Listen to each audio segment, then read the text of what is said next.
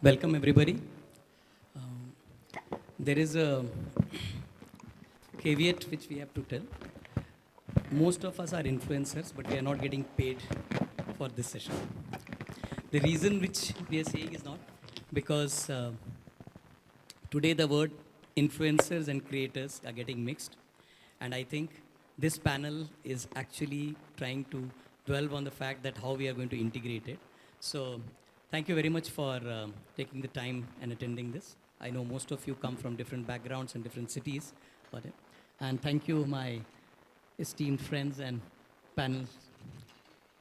We have one person, unfortunately she is missing because she is in Mumbai, and thanks to the fog, we had to skip her. She wanted to join online, but we thought that no, most of you are doing that online scrolling, so you can always check Shalini there. Yeah. With that, we start. Straight away, I'll start with Ashim, just because you are sitting on the other side of me. When was the last time you bought a product based on an influencer or a creator? Never. I've been influenced by them. I generally get to know what they're doing, but they've actually never precipitated a buying behavior from my side. So maybe they help me in making consideration set. For example, if I'm maybe looking for a car, maybe they could help me in identifying which cars are possible. But no influencer actually has motivated me enough to actually go for that because that influencer was recommending me that product. So that's quite of an irony because we keep on talking about influencer in communications, but I personally as a consumer have to a large extent not been influenced to that extent of buying a product because of that. We'll circle back to it because I'm sure that there will be certain point. Tehseen, what about you? So let me put it Your that personal experience, not your organizations. So my personal experience as well only that I am myself an influencer. So in my surroundings, in my friend circle, in my society or the organization I work, if someone has to buy something from cosmetics to gadgets to anything, or they have to look for some credible services, they will call me and they say, you tell me what is the best. Reason being that I do my research. So when I say research, yes, I take view from influencers, I read, and then I experience. Post my experience, I suggest that particular product to my friends or my circle or to my official connections. So, Ashim, while I wanted to circle back to you, now you got the answer that we all actually are buying products based on references. It's just that we are not realizing in a lot of time that we all are influencers and our circle is influencers. But I respect what you thought. So before I come to Gaurav, again, I'll come back to Ashim and Singh. See, you have had a varied experience of working in different kind of organizations. So one quick, which is going to be something which I'll take from Gaurav. How do you think that today this word of PR is redefining and how are influencers coming into it? The reason I'm asking you this first is because you have a lovely experience of Uber to Samsung and now of course with Minda. So the question specifically is, how do you think that a brand are actually using influencers and why is it coming in the PR domain? Well, I'll give you an example of when I was in Samsung. So Samsung, we were handling the communication mandate for the brand. And in about 2014 or 15, that's when the influencer was coming up in a big way in the consumer electronics and the mobile category. And I still remember till about 2013, we used to have a press conferences. In 2014, we used to have an influencer conference and a press conference on a back-to-back days. So that is when influencers actually made it big. And just to add to what you just said, Anup, it's sometimes what happened was that influencer used to lead the complete communication narrative. Earlier, they were actually dovetailing with PR campaigns, but now in some cases where the product infiltration of mobile phones was coming down, and there was no big story to be told to the media, the only way we could put on the positive narrative outside was through the influencer community. So that is when the influencers started taking predominance in our PR campaigns in certain category of products. And now suddenly when I'm working in the auto component sector, I was a bit surprised that even for products like wipers and clutch plates, people bank upon influencers. Like even like mechanics and repairmen in the mechanic shops, they're influenced by the influencers who are recommending a certain wiper or a clutch plate. So there's been a very gradual transition from being a part of a PR campaign in 2011 to being the mainstream in 2015, in 2024, in certain categories, which I was a bit surprised, they're still making a big difference in the actual purchase decision. So it's been a quite transition of how the influencer industry has moved in the past 10 to 12 years. Wonderful. Before I move to Gaurav, How many of you own a property or are staying in Gurgaon? Okay. If I ask, like, which is the first name which comes to your mind in terms of the real estate giant who has been pioneer for Gurgaon? See, so that's Gaurav, your influencers. So the reason why I wanted to again bring this is, it's not just that I want to ask. This again reiterates the fact what Tehseen said, that we all are influencers. We create. And Gaurav beautifully will explain how they have been using. And this is a chat which we had, because I had a debate with him saying that, paid stuff is what influencers are. He didn't agree with me. I hope he's able to convince me right now. So Gaurav, over to you now. Why do you think DLF as a brand needs influencer, and who is an influencer for you? Because that's more important, because that's where our disagreement was, that I didn't know what you meant was influencer. For me, that's not an influencer. Thank you, Anup. I think everybody needs an influencer. DLF, small brand, big brand, consumer brand, non-consumer brand, everybody needs an influencer. I think it's also about understanding who an influencer can be or is for each category of product, industry, and brand. In case of DLF, what I was talking about, Anup, was that we don't use a conventional influencer, so to say, like most automobile brands or a cosmetic brand or a phone brand would. For us, an influencer is somebody who's able. See, we're not selling a product which is a 50 rupees, 5,000 rupees, or even a 5 lakh product. It's a 2-3 CR plus product. We're selling a home for which an individual saves all their life and they invest into it maybe once or maximum twice or thrice. Very few people can buy more than that. We're talking about influencing a community which really is going to influence another person to make the biggest investment decision of their life. For DLF, when we talk about an influencer, we really have never spent a penny on anything which is a social media conventional sense of influencer. For me, my biggest community is the buyer group itself, which is the reason why a lot of my marketing effort, marketing spend, communication effort goes into constantly engaging with our homeowners who come back to us to buy again and again, and that goes back to the product. The product has to be superlative. I mean, the age-old adage that, great marketing kills a bad product. So you cannot run that philosophy of influencer marketing if you have a horrible product or a substandard product. So obviously it comes back to the fact that it's a great product. But for us, every home buyer becomes an influencer for me. Engaging with them not just brings him back to reinvest in DLF, but also brings 10 other people in the fraternity. What that does for me, it's a very it's a credible influencer set which I'm not paying, which I'm not giving any extra benefit to. So the people who they bring on and generate sale for me are also very credible. They're real buyers. They're not artificial. It's not like I'm paying an influencer on the web certain money, they have a certain influence, but I can't really connect that to my sales generation. So it's also about the authenticity and the ROI you get when you're connecting with influencer, which goes beyond the generic sense of online community today that we talk about. Lovely. So you actually brought in 4-5 good points. One was the authenticity. So let's try and double click on that. There is a clutter, we know.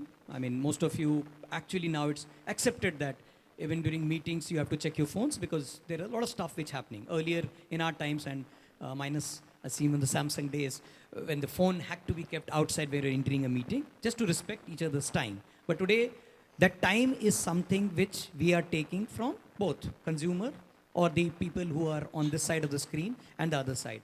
So Tehseen, I'll come back to you on this one. For anybody who is actually on the screen, typically when we say the creators or the influencers, they use the medium of mobile phones or anywhere where we are actually seeing. So there are two kinds of time which is being taken. One, by the organizations when they are briefing and working with the influencer or the creator. The second is in terms of the audience with the watching. They are spending time in actually trying to find out what is the good entertainment or what is the good message which they are doing. So the question, Tehseen, to you is that, who is, again, coming back an influencer? Is Amitabh Bachchan an influencer? Of course, he's a big influencer, and the best part about Amitabh Bachchan is, I will say, he will only, endorse or put something about a product which he really likes or which is close to his heart. So I'll give you an example. We were aligning with Reckitt Benckiser, Dettol Group, for our NDTV project, which is called Swasth India, NDTV Swasth India, and you all are aware of how successful this project is. So initially, when I was designing this particular campaign, so the whole idea is we will get one face, a big one, to endorse this, we'll get a corporate to fund this, and we'll do the whole campaign in alignment with the Government of India and the vision of the Prime Minister of India, Narendra Modi. So who will that one person be? Who will that one celebrity be? So after doing a lot of research, as Anup said, that there are 3-4 parts of it. So the first part is finding the right influencer, finding the right influencer who will align with your goal and who will align with your thought process. So we got to know that Amitabh Bachchan is very enthusiastic about it and he feels for it. And we roped him in. And the second part is what kind of content that influencer is creating or that influencer is putting. So it's two ways. The influencer whom we rope in, we see that the influencer has a good reach, a very good social media reach, public appeal, and if I talk about Amitabh Bachchan, he comes in the category of mega influencers. So there are 4 kinds of influencers: mega influencers, micro, macro, and nano. Nano is the smallest, which has around 10,000 of following, and mega is around 1 million plus. So Amitabh Bachchan falls into that category. Second part, which I will say into this context, is that we also have to see whether right messaging is going or not. Like Anup said, that content. So content is very important. We can't put anything or everything. So that influencer whom we are roping, it should align with the thoughts of the campaign or the cause we are roping him for or the product. And then a strong content should go. Coming back to the consumption. So the more the reach of that influencer is, anyways, you all keep seeing it on your telephones. Earlier, when we used to watch news programs, so many of us used to say that news is becoming views. So that news is becoming views is also a part of influencer. So if one day someone was debating me about a particular news anchor, so I will not say the name, but I was told, and I totally agree, and I said that the person was not able to put thoughts to what it is. So I said, no, that particular news anchor or reporter is converting news from being merely news to views, his own views.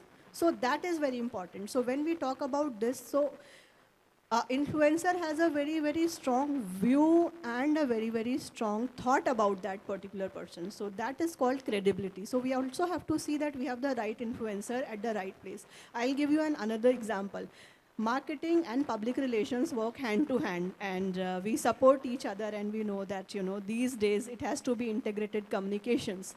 So my marketing team reached out to us where I'm working currently. I'm the head of Syngenta India Private Limited, and my organization is into farming. And we are into agriculture, crop protection products, vegetables, and seeds. And we also encourage farmers for drone spraying. So within 3 days, we were supposed to plan an event where we have to rope in an influencer that our sales should also increase when the influencer is particularly promoting that campaign. So I was asked to identify one influencer who can be part of it. So as an organization, how do we identify that influencer?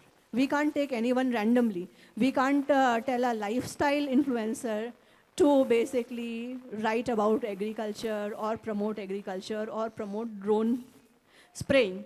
For that matter, we did a thorough research, and since we had to promote it in North 1, which is, Punjab, Chandigarh, Haryana area, quickly we got to know that Vijender Singh will be the right fit. Why Vijender Singh will be the right fit? I know he's not a very, very big player now, or he's doing much, but why choose him?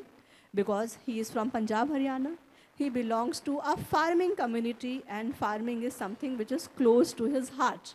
And he is passionate about spraying through drones. So our objective and the influencer's objective matched.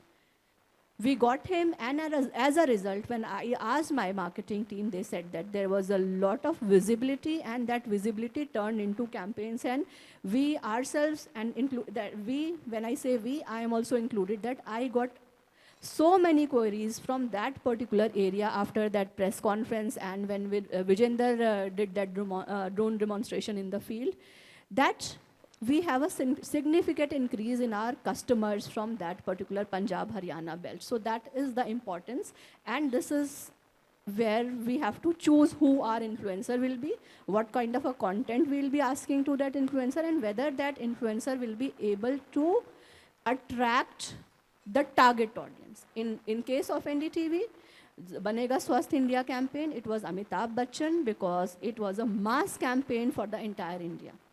Vijender Singh, while working with NDTV we chose, while working with Syngenta, we chose Vijender because he belonged to a farming community and he felt about it. So we have to get the right influencer to reach the right target audience so that the marketing and sales team also benefits and we have a good ROI.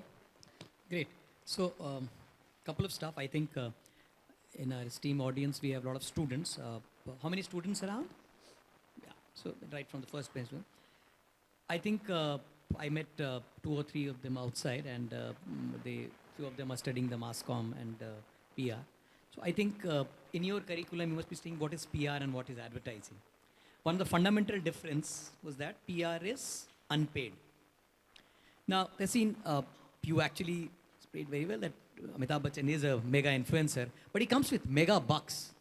You know, I mean, like, to hiring Amitabh Bachchan, which literally you hire Amitabh Bachchan because, I mean, you go through that whole process, etc. Is there. And luckily, yes, in this case, the brand salience, etc., and the purpose is something of the organization which is doing. And in the drone example, yes, I mean, earlier we used to say, I mean, just taking the drone thing only, that, I mean, you spray and then pray. I mean, that was in the typical media. So, Ashim, do you think a journalist is an influencer? Of course, yes. Can you, I mean, can we double click and go deeper in it? Well, if you talk about a business editor of Times of India, and if you've got a business store to sell, I think he's one of the most key influencers for us because the authenticity is there. The platform is authentic. Times of India is a platform. So for us, as a business communication professional, a journalist becomes an even more critical influencer if you're doing a business story. It also depends upon what kind of narrative you want to put it out in the media. In case it's a lifestyle story that you want to put out, then influencers and journalists makes a lot of sense. But if it's a business story, to matter the authenticity and the platform in which one it's going to come, I think journalist becomes an even more key influencer than the normal influencers that you see in the market. So it all depends on the narrative you want to drive, and the narrative will define which influencer would be relevant for the brand. So thanks, Singh. Before I come to you, Tehseen, Gaurav, just taking that, what, from a perspective that, I mean, just integrating what Tehseen Naseem said, that it is, I mean, one thing which is coming out very straight away is that, like any of the marketing stroke PR campaigns, PR supports marketing initiatives. One thing is that you need to identify the message and the narrative and then do it. In case of DLF, I mean, I don't want to just stress for DLF, I mean, your past experience even with the auto industry, I mean, let's take Enfield. You guys hardly came, I mean, there was advertising, there's a Enfield, I mean, for most of us going in that, it's a cult. Okay. That cult feeling, I mean, you are a brand ambassadors across there. So how do you think that we marry that when we say, okay, journalist is also an influencer, creator is also an influencer, and then of course you have the celebrities like Amitabh Bachchan who are influencer. So when you identify your target audience or the stakeholders, whether it be, I mean, if you can elaborate something from the Enfield days, how do you think that the influencer, when we say the journalist or the influencer, how they have to be engaged without losing the trust factor? So I think interesting example I'll give you. I think if you look at the automobile industry at large, any brand by far, the biggest marketing buck they spent is on advertising, right? And today, after a conventional advertising, whether it is ATL, BTL, whatever, then they spend on influencer marketing because they are the biggest. Reviewers, this, that, jazz, everything. When I was in Royal Enfield, my mandate, I was heading the communication for the rest of the world. Not India, but all markets across the world. And I launched the brand in about 18 countries. Now, anybody who's been following the brand in the last 8-10 years, where it has really become the cult, it's been a 125-year-old brand, but in India, anybody and everybody who is a motorcyclist or a follower of a motorcyclist will know the brand in the last 10-15 years with its big emergence.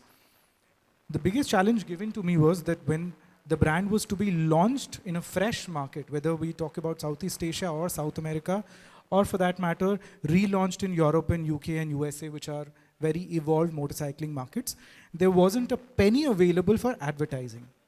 So the biggest challenge was, how do you launch a consumer brand, that too an automobile brand, which as a category, as an industry, is primarily led by advertising as a mode. I mean, public awareness is what was the starting point, and then comes storytelling, this, that, jazz. So we are talking about a brand like Royal Enfield, which has a great history, great legacy, and beautiful stories. So unconventional to any marketing strategy or approach, the decision from the management has always been to use the PR approach to launch the brand in any market, and thereafter marketing follows, and even then not the typical format of marketing. Now coming back to what PR.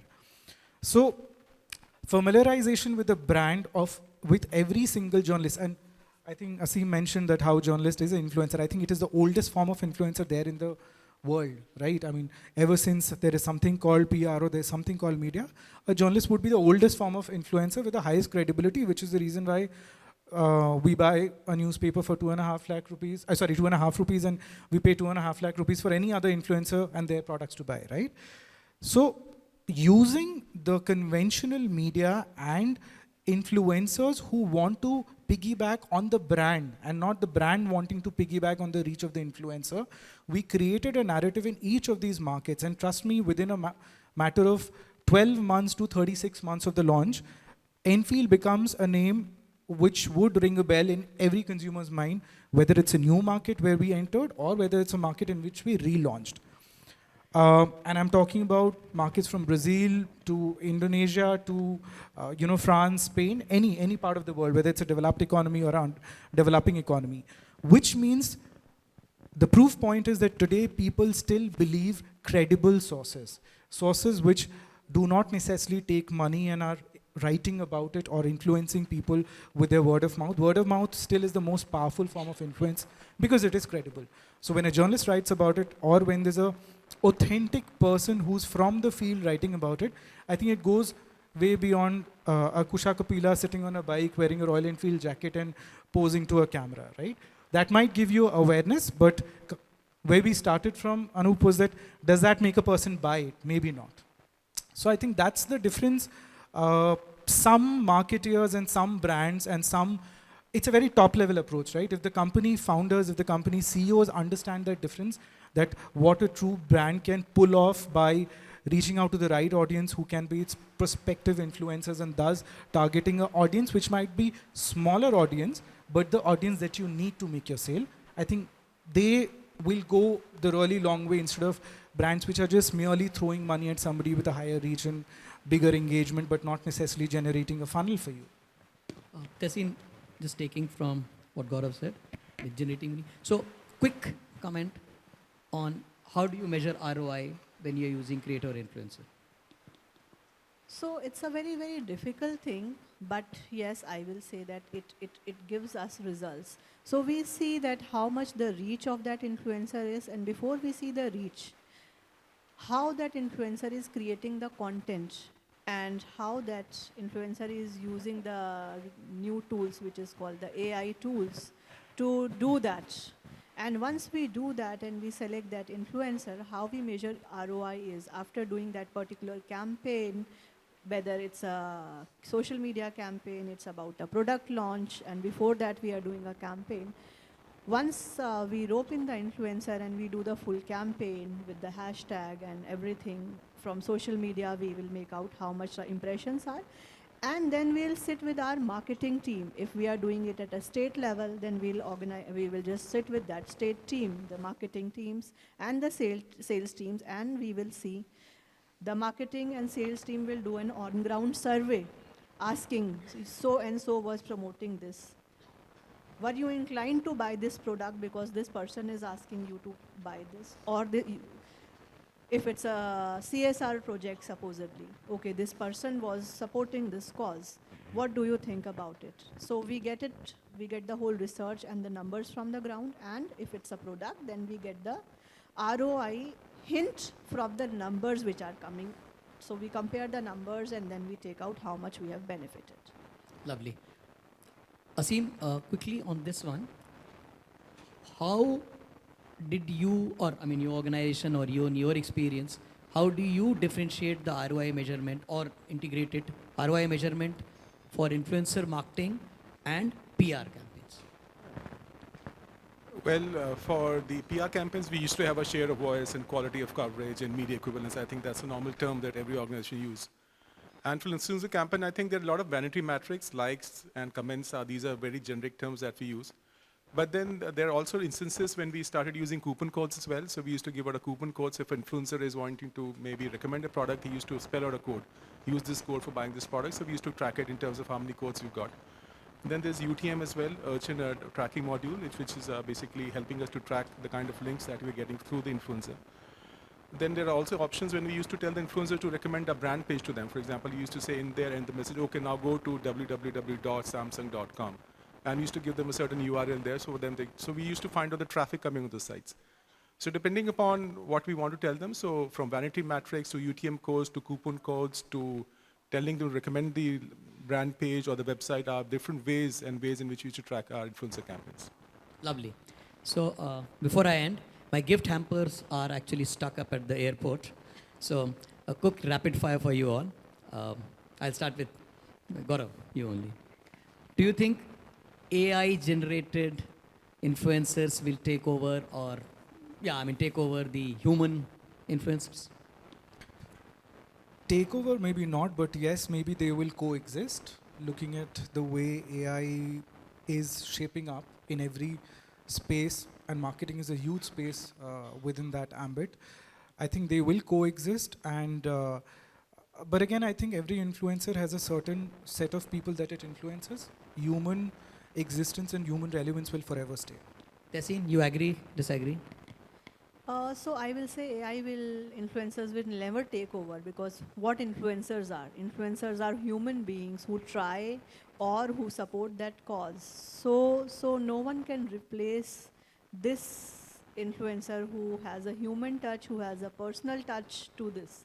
So while AI can generate some traction, I will still say that no one can replace influencers, because they have their reach, they have their target audience, and they know what kind of content exactly their audience will connect to, and they give it a personal touch. So AI might not be able to give that kind of personal touch per se. So, okay. Ashim, for you, if AI can complement or add on to them, do you think that we will, with the algorithm based today, all this, the push by algorithm, do you think that like the way many of us are shunning away television news, etc., there will be people shunning away the Instagram reels and this kind of stuff? If so, when? If not, why? Well, I was reading a very interesting article when I was coming for this panel discussion. India has the largest number of creators in the world. We've got 100 million creators, and only 20,000 people are making money.